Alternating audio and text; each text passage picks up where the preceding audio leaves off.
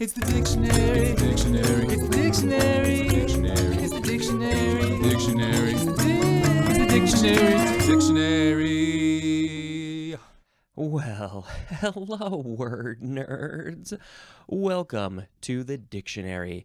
My name is Spencer, and it would make me so happy if you gave this show a rating and a reviewing on Apple Podcasts and all the other places. And of course, this is going on YouTube now, so you can give it the thumbs up, and you can write a comment, and you can subscribe, and you can share, and that's another great place to do things. So of course, subscribe to the YouTube channel, write a review about this show, and give it all of the stars that you think are necessary, which of course everybody knows is 5 or 6 possibly. If you would like to contact me in any way, of course you can, like I said, comment on the YouTube channel, on the YouTube video, or you can email me, dictionarypod@gmail.com. You can message me, comment on a social media post. That reminds me, I gotta put a couple of words on my list to post later. At dictionarypod is Instagram, Threads, Twitter /X, and then on Facebook, it's just the dictionary. Those are all the social media things I got. I don't want to do more. It's all right. We're not going to talk about social media.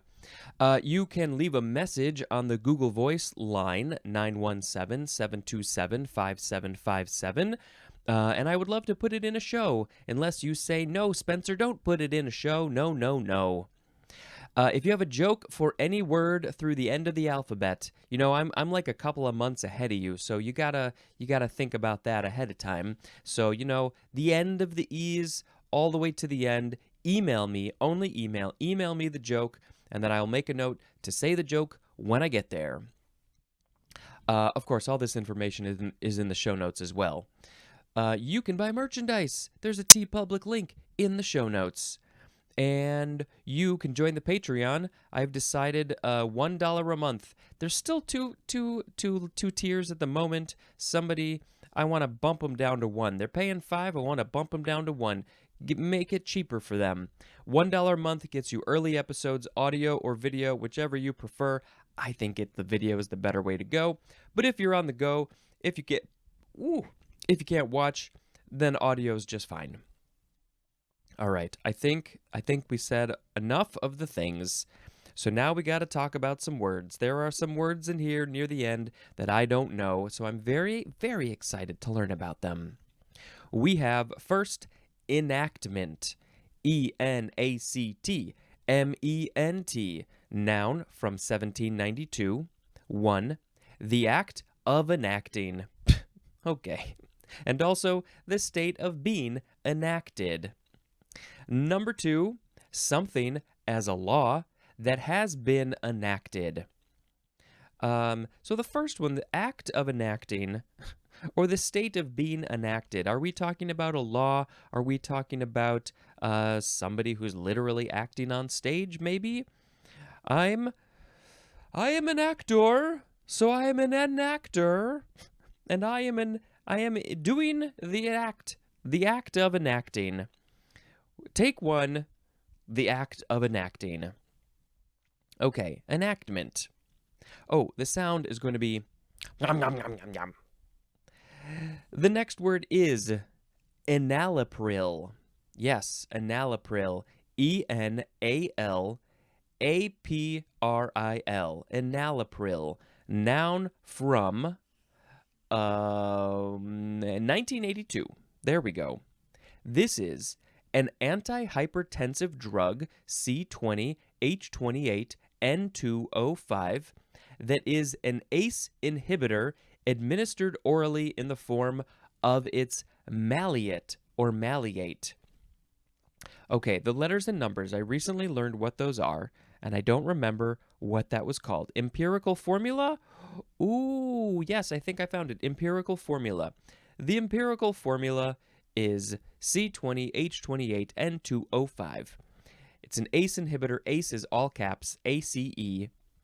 And it's you take it via the mouth. You put it in your mouth, in the form of its malleate or malleate, M-A-L-E-A-T-E. I have no clue what that is. This is from fenil, the E-N from fenil, and the A-L-A from alanil, and then the pril suffix. That's an interesting blend. It's the middle two letters from fenil, the first three letters from alanil, and then the pril suffix, and I don't know what that means. Enalapril. Okay, interesting. Super duper interesting. The next word is enamel. First form. This one is a transitive verb from the 14th century. I don't think I am aware that enamel can be a verb. Number 1, to cover, inlay, or decorate with enamel. Okay, good. We will learn about what is the noun enamel in the next word. But if you're using enamel and you're putting it on a thing, covering something, inlaying it in something else, or just decorating, just throw up some enamel. We're going to decorate this room with enamel. Then you're enameling. 2, to beautify with a colorful surface. To beautify. Oh, it's so fun when we're beautifying with a colorful surface. We want everything to be colorful. Number 3, to form a glossy surface on, and the example of what this is going on is paper, leather, or cloth, or possibly other things. These are just the examples that it tells me. To form a glossy surface on paper, leather, or cloth. So you're making paper, leather, or cloth glossy? How do you make cloth glossy? Glossy cloth. Spencer and the glossy cloths. Enameler is a noun, and enamelist is also a noun. When you are doing the enameling, you are either an enameler or enamelist, or an enamelist. Which one do you prefer? This word is from, let's see, well, it's from Anglo-French. It basically means enamel, of Germanic origin, akin to the Old High German smelzon, which means to melt. And there's more at the word smelt. So something's, the enamel has been melted, maybe? What is enamel? Should we find out? Would you like to know what enamel is? Let's do that. The only enamel I know is on your teeth, right? We got enamel on our teeth. The second form of enamel is a noun from the 15th century. 1, a usually opaque, vitreous composition applied by fusion to the surface of metal, glass, or pottery. Yeah, I guess now that I think about it, pottery, you put an enamel on it, it's glossy, right? That's what they do. It's opaque, so it's not transparent. You can't see through it. It's solid in that sense, but it's a liquid. It's a solid, no, it's not a solid liquid. It's just solid in the sense that you can't look through it. Vitreous composition. Okay, you put on metal, glass, or pottery. Number 2, a surface or outer covering that resembles enamel. It doesn't have to be enamel, but we still call it enamel. Why are we still calling it enamel? It's enamel. 3a, something that is enameled. So if you have enameled, what do we got? Paper, leather, cloth, pottery, metal, glass, so many things. That's like everything in the world. Once it's been enameled, it is enamel. 3b, the synonym is enamelware, which is coming up. 4, a cosmetic intended to give a smooth or glossy appearance. A cosmetic. Okay, smooth or glossy. So I guess this is, what is this, makeup? You put some makeup on. Putting on my makeup. It's enamel makeup. The makeup has been enameled. My face is being enameled by the enamel makeup. It's smooth and glossy. Number 5, a hard, calcareous substance that forms a thin layer capping the teeth, and it says to see the tooth illustration. So the tooth illustration is going to point right to the part of the tooth where the enamel is. It is hard. It is calcareous. The thin layer capping the teeth. So really, I think this is just a thin layer on your teeth, and you don't want to get rid of that. I think if you brush too hard, if you're eating crappy food, sugars especially, you don't brush your teeth, you don't floss, these are the things you got to do. If you're not brushing, if you're not flossing, if you're eating crappy food, especially the sugars, you're not taking care of your teeth, you're going to lose your enamel, and you don't want that. Your teeth brushing for the teeth is you got to get the soft side, right? That's what they say. The extra soft or the soft, I think anything more than that, you risk rubbing away the enamel or something, and you need the enamel to protect your teeth. Once the enamel goes away, you're not getting it back, I don't think, and then it's so much easier to get a cavity. You don't want cavities. Nope. Listen to what Spencer says. Number 6 for enamel. This is a paint that flows out to a smooth coat when applied and that dries with a glossy appearance. So it's enamel paint. I guess it's just a very specific kind of paint. I don't know, is this like oil paint, acrylic paint, enamel paint? Is it just another kind? Or can you have acrylic enamel paint? I don't know the paints. But it flows out smooth. Flows out to a smooth coat. And then it's glossy. Enamelware is next. So it's the word enamel with W-A-R-E at the end. Noun from 1903. Metalware as kitchen utensils.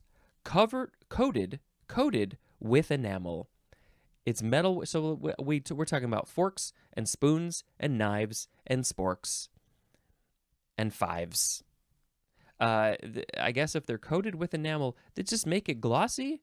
Isn't a lot of metal already glossy? What enamelware? Let's do a quick search. What is this? Is a very specific kind. Is it a brand? I don't think it's a brand. It would help if I typed good. Enamelware. Now how? But I guess it doesn't have to be utensils. Yeah, it looks like anything that's metal. We got cups. We got plates. I guess they're metal. And cookware, serveware, spatterware. What's spatterware? Kitchenware, and it's shiny. Yeah, it's kind of like this ceramic stuff, pottery, where you put this enamel on it and then you make it shiny. Because we need everything to be shiny. Shiny and new. Okay, moving on. Enamine. Yes, enamine or enamine. Noun from 1942. An amine containing the double bond linkage, and then it shows C, and then it looks like an equal sign, but it's wider than an equal sign, and so I think that means there's a double bond to the C. There's another C. C double bonded to C, which looks like single bonded to N. So that's carbon double bonded to carbon, which is single bonded to N, which I think is nitrogen. So that is an amine, and it's called enamine. Because why? Because it's the N prefix plus amine at the end. Enamine.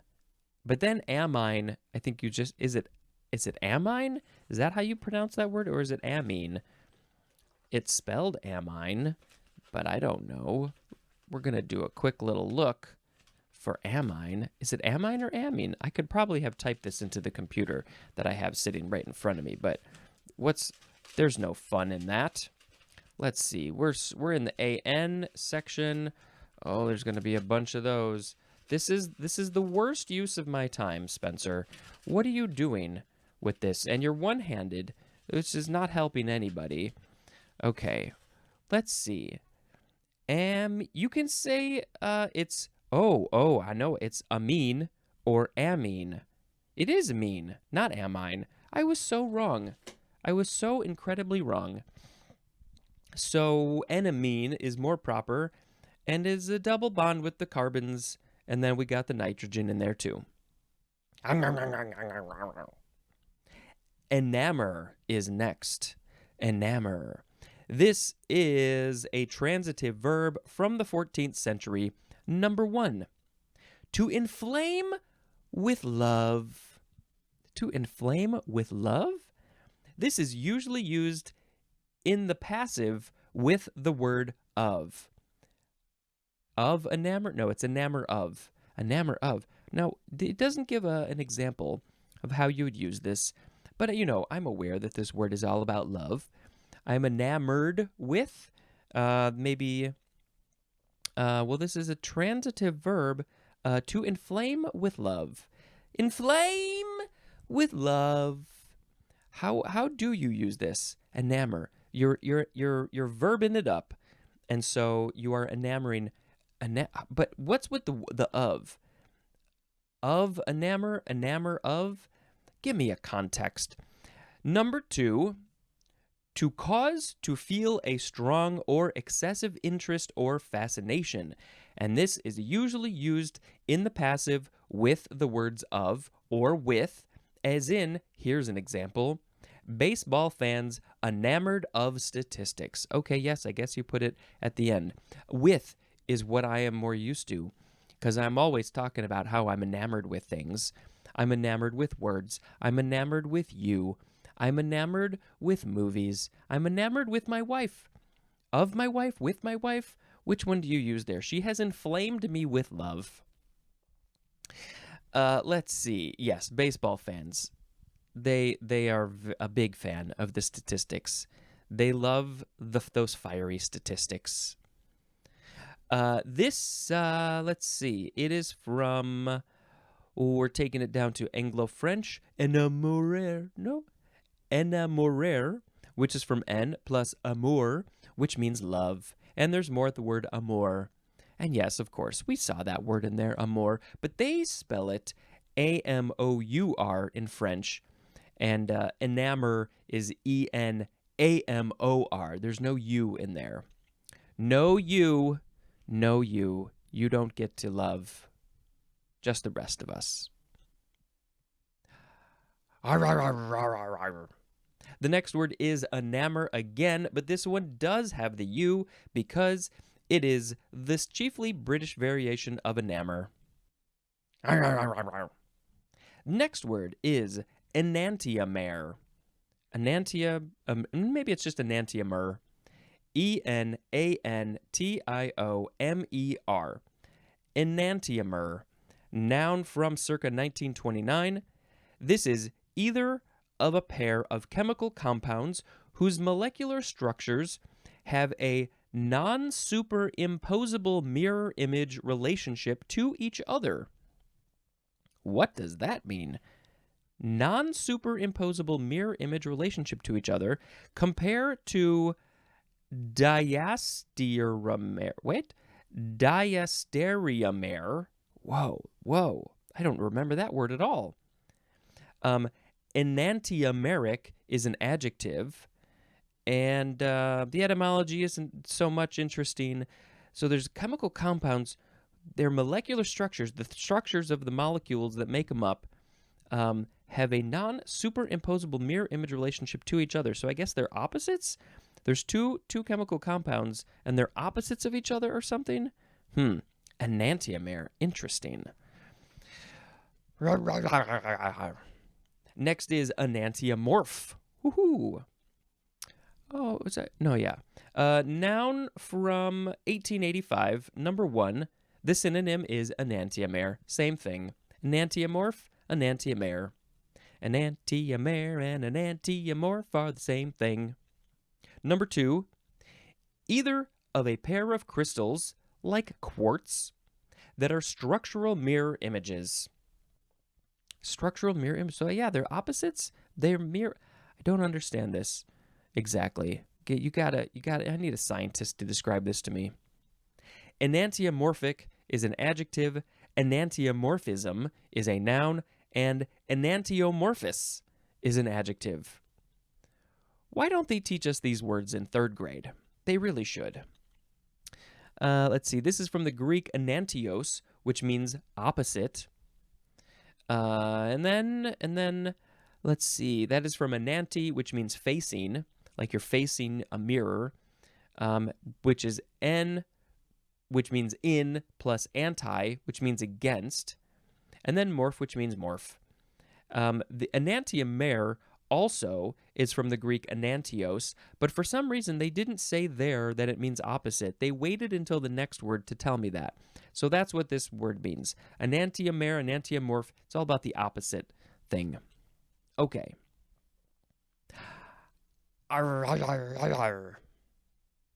Innation. Innation. It's the word nation with the E at the beginning. Noun from circa 1842.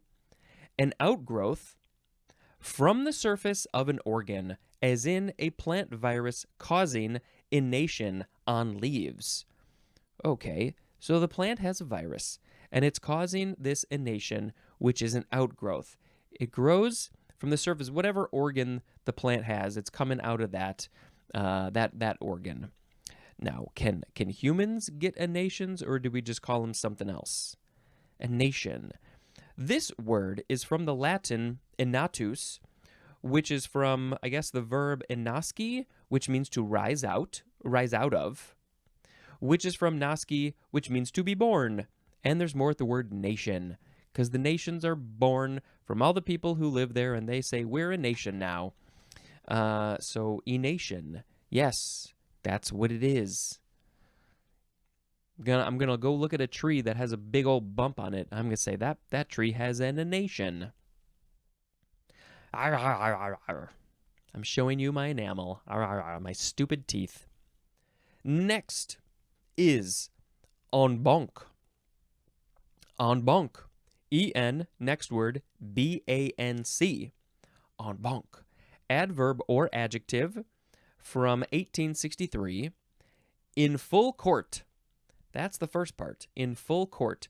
Also, with full judiciary authority. So yeah, we're talking about court with the judges and the juries. Oh, I just got a standby juror notice. I got to go do that soon, in a few weeks, I think. That's going to be fun. So, in full court or with full judiciary authority, and this is French, and it means on the bench. You know, the jury, the court, the judge, they're sitting on the bench. May I approach the bench? Are we in full court today? Do we have en banc? I don't know how they use this in context, but it's something. Courts, they like to use their Latin and French phrases. Next one, this might be related. En bloc. E-N, next word, B-L-O-C. En bloc. Adverb or adjective from 1861, and this means two things: as a whole, or in a mass.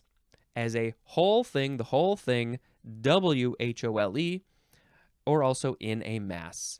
In a mass, in a big mass of people, a big group. The etymology just says French. It doesn't say what it means.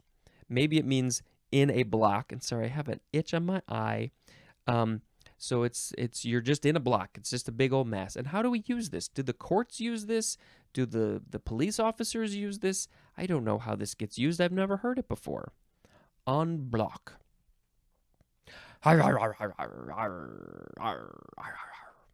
Next is en brochette. Two words again. E-N is the first word. And then we have the word brochette, which is B-R-O-C-H-E-T-T-E. Adjective from circa 1909. And we're talking about food here. This is cooked or served on a skewer, as in shrimp en brochette. I think we can figure out what brochette means. I think it probably means skewer. Nope, there's no etymology. It just says French. So yeah, brochette must mean some sort of pokey, sticky thing on a skewer. If you put an olive on your finger, you've got olive en brochette. But don't cook it, because you can't cook your finger. One more word. It's an abbreviation. Enc or ankle. E-N-C or E-N-C-L. and it's an abbreviation for enclosure, which I assume is going to be early in the next episode. Oh no, because we're in the ENC section. So yeah, we got a ways until the ENCL section. So what? I don't know. I don't care. Let's pick a word of the episode. We had enactment, enalapril, enalapril, enamel, enamelware, enamine, enamor, enantiomere, enantiomorph, enation, en banc, en bloc, en brochette, and enc. I am going to pick enamor as the word of the episode because it's all about love. And how much do you love a thing? What are you enamored with? Tell me in an email. I want to know what you're enamored with. I hope it's my podcast. Oh, so good. So good. All right, you know what? We're going to bring up our list of movies. What else has Spencer watched? Because these are the important things that the world needs to know about. Let's see. We left off on, I think Hereditary was the last one. So the next one is Relax, I'm from the Future. This is a very silly movie with Rhys Darby. I think I want to look at pictures to help me remember more. I remember enjoying this. Brand new movie, 2023. Let's see. Let's look at some pictures. Yeah, it's just a very weird time travel thing. Yeah, I enjoyed it. It's just very silly and fun, and it's a good watch. There's not a lot of pictures on IMDb. That's disappointing. Oh, and the woman that he's with, she was fantastic. Gabrielle Graham, is that her name? Yes, Gabrielle Graham. So good. Yeah, it's just a fun movie. Comedy sci-fi is how they describe it. Relax, I'm from the future. That's the end of this episode. Thank you so very much. I am enamored with you. This has been Spencer dispensing information. Goodbye.